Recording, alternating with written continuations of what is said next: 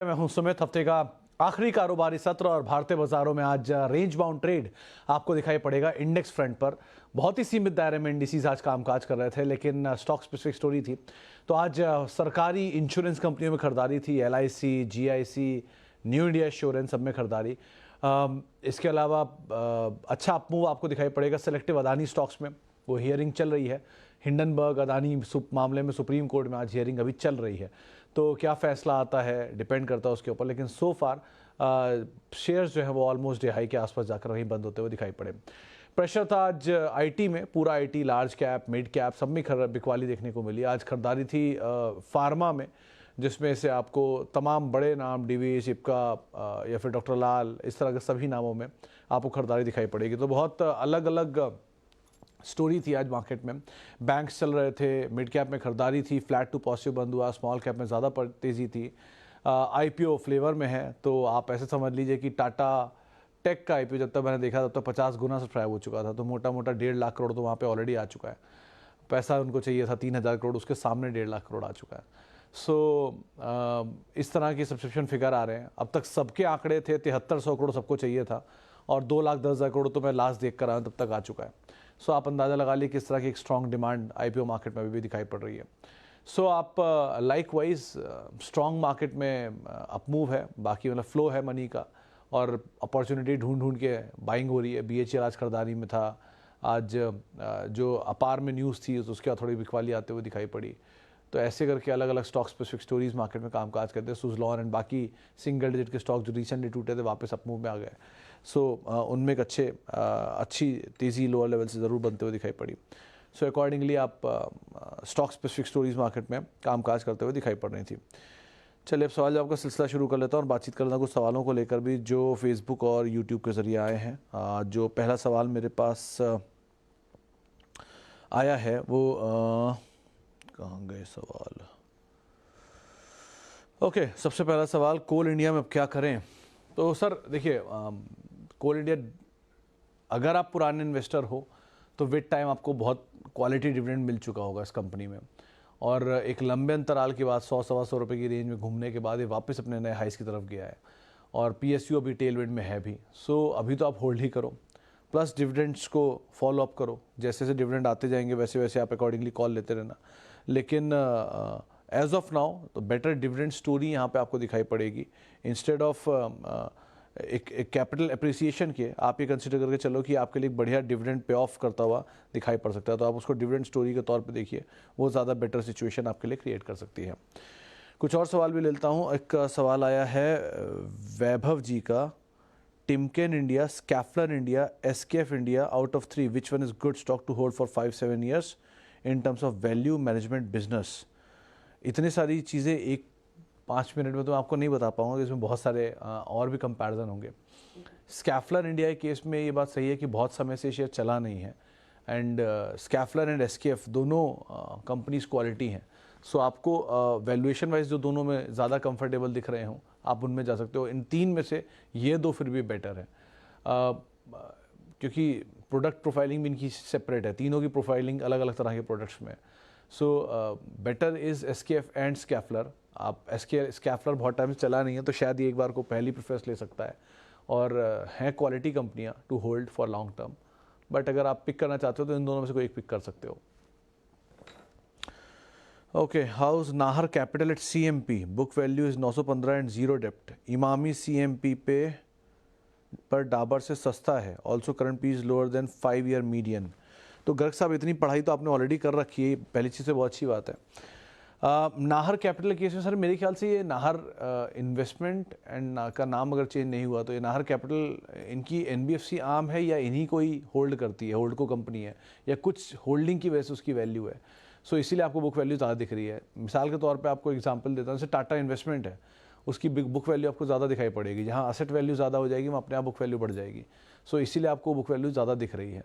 और यूजुअली किसी भी होल्डकोज की या किसी भी इन्वेस्टमेंट कंपनीज़ की बुक वैल्यू हमेशा ज़्यादा ही होती है। तो आप कोई भी ऐसी कंपनी उठा लीजिए जो होल्डको और उनकी होल्डको मतलब होल्डिंग कंपनी हो, उनकी बुक वैल्यू आपको ज़्यादा ही दिखाई पड़ेगी। इसलिए नाहर कैपिटल कुछ ऐसा ग्रेट नहीं है। बाकी इसके जो बाकी आम हैं उनमें ही परफॉर्मेंस अगर आ जाए तो ये चलेगा। सो इसलिए एक बार को होल्डिंग कंपनी में आप जाना चाहते हो तो स्टैब्लिश में जाइए, लाइक जिंदल्स की जो होल्डिंग है या फिर बॉम्बे बर्मा की है बीबीटीसी वगैरह, इनमें आप मतलब बीबीटीसी कह रहा हूँ, जो बाकी इनकी holding company Maharashtra seamless and all, Maharashtra scooters and all, इन सबको आप प्रेफरेंस दिए, ज़्यादा बेटर है instead of Nahar capital one. अब रही बात इमामी की, तो सर दोनों की प्रोडक्ट प्रोफाइलिंग में काफ़ी अंतर है इमामी में और डाबर में। Dabur is into FMCG plus spices plus जो आयुर्वेदिक मेडिसिन्स, और इक्विटी फ्लोट ही बढ़ा है, तो डाबर ने पैसा ही बना के पहले दिया है, शायद 20-22% की, 19 से 20% CAGR में चला है। इनकी वेबसाइट पे आप वहाँ पे चेक कर सकते हो। लाइकवाइज लेकिन अगर इमामी की प्रोफाइलिंग देखें तो इनके पास समर प्रोडक्ट ज़्यादा हैं और ये थ्रू आउट FMCG कारोबार में नहीं है। सो इसलिए एक बार को बाज़ार शायद वो वैल्यू नहीं देता इसको जो बाकी FMCG प्लेयरों को देता है, तो इसलिए एक बार को आपको ये शायद सस्ता दिख रहा हो। प्लस जो प्रेजेंस है वो भी डाबर ही कहीं ज़्यादा है। They are into juices, Nepal, Bangladesh and बाकी एरियाज़ में भी एक्सपोर्ट भी करते हैं। इमामी की इतनी ज़्यादा शायद एक्सपेंशन नहीं है, प्रेजेंस नहीं है, तो ये दो वजह हो सकती है एक बार को सस्ते वैल्यूएशन के चलते। एप्पल टू एप्पल कंपैरिजन तो ये भी नहीं है। आप फिर भी करना चाह रहे हो तो Tata consumer comparison Godrej consumer से कर सकते हो या डाबर से कर सकते हो एक बार को, तो उनको आप देख लो एक बार को, ज़्यादा बेटर सिचुएशन दिखेगी आपको।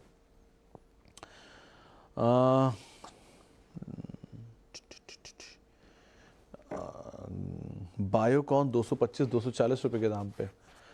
कुंचल सर देखिए, मतलब आज वो एक मैंने लिंक कर रहा था, एक पीस जो गया था उसमें बायोकॉन का नाम भी था कि जो दिग्गज कंपनियां चले नहीं हैं बहुत सालों से। ये बात सही है, बायोकॉन भी बहुत टाइम से नहीं चला है, लेकिन बायोकॉन में दो इम्पॉर्टेंट अपडेट हुए थे। वो दो इम्पॉर्टेंट अपडेट की वजह से ही शायद ये रुका हुआ है। पहला, इन्होंने प्रमोटर ने माल बेचा था और माल बेचा था अपनी एक एक्विजिशन को फंड करने के लिए। दूसरा, सिंजिन की परफॉर्मेंस ठीक थी इस क्वार्टर में, लेकिन बायोकॉन की परफॉर्मेंस वीक थी स्टैंड लोन बेसिस पे। सो ये 2-3 चीज़ें इनके लिए दिक्कत है, लेकिन बायोकॉन में एक बहुत बड़ा झटका नीचे मार के ये वापस ऊपर आया है। सो आपके दाम तक नहीं पहुंचा, लेकिन नीचे 160-170 शायद दिखाया था, 180 दिखाया था, और वहाँ से घूम के ये ऊपर 220-200 तक आया था। सो एक लोअर लेवल से पुल बैक तो है, but again there is no denial कि ये चला नहीं है। अभी तो आप बने रहो and wait and watch is a better option. Pharma में अगर मोमेंटम पिकअप कर रहा है तो शायद ये भी पिकअप कर ले। सो बने रहना ज़्यादा बेटर है। बिजनेस अच्छा है, प्रमोटर अच्छे हैं, सक्सेशन प्लान को लेकर थोड़े इशू ज़रूर है, लेकिन लेट्स सी गोइंग फॉरवर्ड कैसी चीज़ें होती हैं यहाँ से। I have IPO allotted, ask automotive, should I hold it? तो पटेल सर फिर वही एक बात जो मैं हर बार दोहराता हूँ, पहली बार नहीं, दूसरी बार नहीं, 1000वीं बार शायद दोहरा रहा हूँ कि कोई भी IPO अगर आपने IPO एलोकेशन में लिया है for shorter period of time listing के लिए, तो लिस्टिंग में गेन नहीं हुआ आप निकल जाओ, या लिस्टिंग में लॉस हुआ आप निकल जाओ। आपका पर्पस लिस्टिंग था, लिस्टिंग सॉल्व नहीं हुई, निकल जाओ। अगर आपने लॉन्ग टर्म लिया है तो फिर लिस्टिंग क्यों? अब आज आपको आस्क मिल रहा है नीचे इशू प्राइस के, कल परसों में इशू प्राइस के आसपास तक आया था, 5-6 रुपये के डिफरेंस में मैंने देखा था। सो इतना इशू प्राइस के करीब आ गया तो अब यहाँ पे आप ले लो। एक चीज़ ज़रूर बोलूँगा कि इसके साथ एक अच्छी चीज़, पहली चीज़ तो ये कंपनी अच्छी है, आपने अगर इसे ले रखा है तो इसमें कोई प्रॉब्लम नहीं है, ये अच्छी कंपनी है।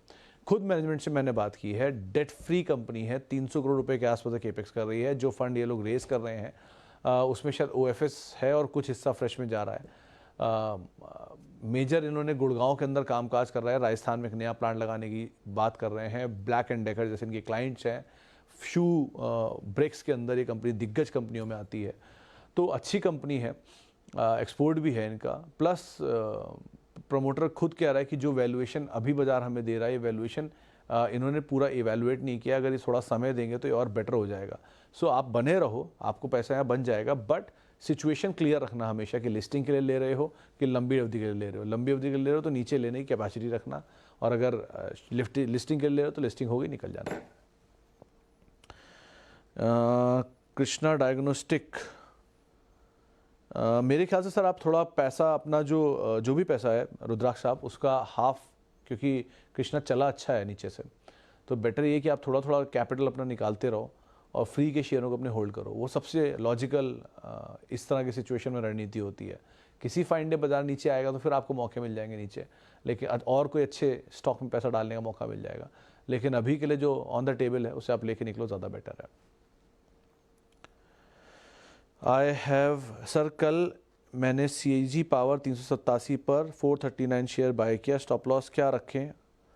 अदानी ट्रांस 730 पर 269 शेयर एडवाइस। तो मनीष जी, CG पावर के केस में 360 आपके लिए स्टॉप लॉस होना चाहिए आइडियली, वो बहुत नीचे के लेवल है और 360 के इर्द गिर्द मुझे लगता है खरीदारी करनी चाहिए इसमें।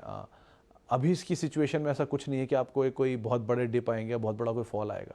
सो मेरे ख्याल से तो आप एटलीस्ट होल्ड कर सकते हो।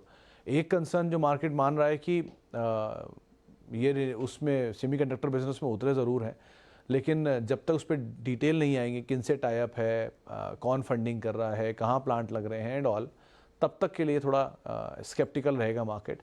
बट ये स्टेप के ऊपर मार्केट ने बहुत बढ़िया थम्स अप दिया है इनको। So it's a quality company, आप आराम से ओन कर सकते हो। 360 आपका स्टॉप लॉस रहेगा। अदानी ट्रांस के केस में अभी फैसला आया नहीं है, तो कोई भी अदानी समूह की कंपनी पे कोई भी रिएक्शन आएगा मंडे को, अब तक के बयान पॉजिटिव हैं, ये भी मैं आपको बता दूं, जो मैं 3 साढ़े 3 तक देख कर आया हूँ। आगे के बयान क्या आते हैं उस पर डिपेंड करता है। तो अगर आप होल्ड कर रहे हो तो 683 आपका स्टॉप लॉस, 680 जो भी लास्ट लो था वो आपका स्टॉप लॉस है। पहले 760 था, वो टूट गया तो उसके नीचे है, तो अब 680 वाला स्टॉप लॉस आप फॉलो करोगे और अकॉर्डिंगली आप बने रहोगे। लेकिन सब कुछ डिपेंड करता है सुप्रीम कोर्ट के फैसले के ऊपर, जो कि अभी आएगा, आ जाएगा या कल आएगा, जो भी आएगा उसके ऊपर देखते हैं क्या आउटकम आता हुआ दिखाई पड़ता है। विप्रो क्या करें? 2 ईयर में 39% लॉस है, क्योंकि 2 ईयर में खान साहब मेरे ख्याल से आपने एक आउटराइटली पोजीशन ले ली होगी, एक ही शॉट में आपने सारे शेयर ले लिए होंगे। विप्रो अगेन से क्वालिटी कंपनी क्वालिटी में कोई ख़राबी नहीं है, बिजनेस अच्छा है, ये बात अलग है शेयर नहीं चल रहा है, क्योंकि वो पूरा इस सेक्टर में लार्ज कैप कोई नहीं चल रहा है। TCS नहीं चल रहा, इन्फोसिस नहीं चल रहा, विप्रो नहीं चल रहा है, मिड कैप पूरा चल रहा है।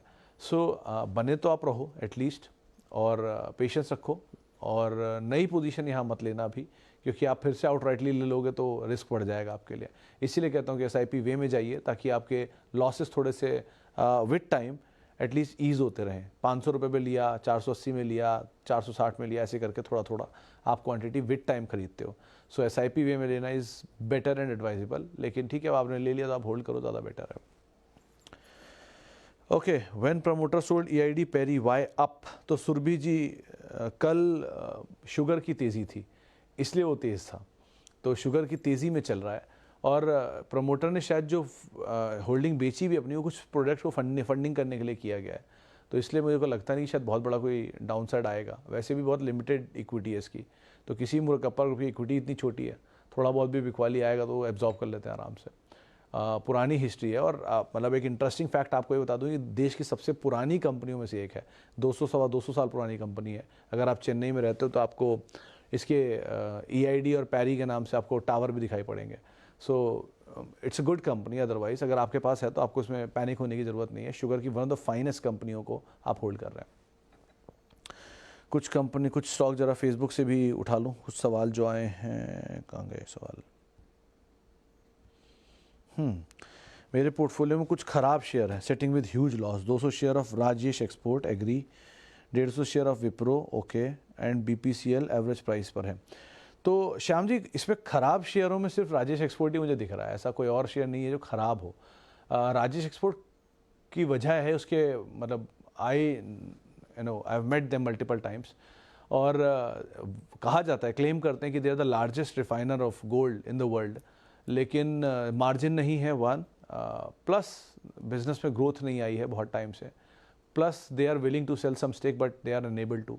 तो ऐसे बहुत सारी चीज़ें इनके साथ रही हैं, इसकी वजह से नहीं हो पा रहा है, इसलिए मैं उसको हमेशा अवॉइड करने की बात करता हूँ या तेज़ी में निकलने की बात करता हूँ। BPCL केस में आपको डिविडेंड मिलता रहेगा एक, तो आप होल्ड करिए। अभी डिविडेंड फिर मीटिंग है 29 तारीख को, तो आप डिविडेंड एडजस्ट करेंगे तो आपको शायद लॉस ना भी हो रहा हो यहाँ पर। और तीसरा नाम है विप्रो, क्योंकि विप्रो ख़राब कंपनी नहीं है, चला नहीं है, इसलिए आप उसको ख़राब शेयर मान रहे हैं, तो ठीक है। मतलब आज मैंने ही लिंक किया है कि कोई शेयर 3-3 साल से नहीं चले, 6-6 साल से नहीं चले, 5-5 साल से नहीं चले। आप बोलोगे कि अगर एक तरफ वो शेयर नहीं चले और आप कहते हो खरीदारी करने के लिए, तो एक ही वजह है कि 3 साल ही बाज़ार नहीं है, 6 साल ही बाज़ार नहीं है। कभी कभी वो कई साल तक नहीं चलते और सडनली चलते हैं और सब कवर कर देते हैं। सो ये ऑन एन एवरेज 15-20% दे ही देते हैं। आप पेशेंस रखिए, आपको पैसा वहाँ पर बन सकता है, ऐसा कोई खास हार्म नहीं है। चलिए, फिलहाल अब इतने सवालों शामिल करूंगा। माफ़ी उन सभी लोगों से जिनसे बातचीत नहीं हो पाई। आपसे मुलाकात होगी ट्यूसडे को, क्योंकि बाजार बंद है सोमवार को। और आप मेरे साथ जुड़ सकते हैं @सुमित रिसर्च मेरा ट्विटर हैंडल है। और किसी भी निवेश से पहले अपने वित्तीय सलाहकार की राय ज़रूर ले लें। और CNBC आवाज़ के YouTube और Facebook पेज पे ही सवाल भेजें 3:30 बजे, तभी बात हो पाएगी। नमस्कार।